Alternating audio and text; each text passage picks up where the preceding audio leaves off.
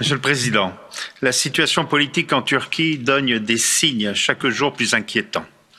Toute l'opposition démocratique y est menacée de ne plus pouvoir se présenter à une élection, car ceux qui les remportent sont sous la menace d'une inculpation pour complicité de terrorisme, puis détenus de longues années comme M. Selahattin Demirtas, brillant candidat du parti kurde HDP à la présidentielle de 2015, puis emprisonné en 2016 alors qu'il avait été réélu député, et toujours en prison depuis 5 ans. Face à de tels scandales démocratiques, le premier devoir de l'Union européenne est de s'assurer qu'elle n'en porte aucune responsabilité.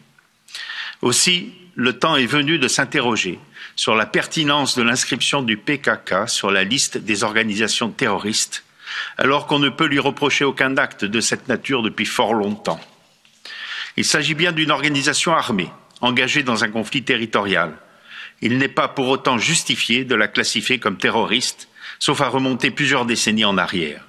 Cela a d'ailleurs été acté par une décision de justice rendue en Belgique en 2020. En retirant cette couverture politique à la répression de M. Erdogan, l'Europe donnerait ainsi un signal positif à toute l'opposition démocratique en Turquie.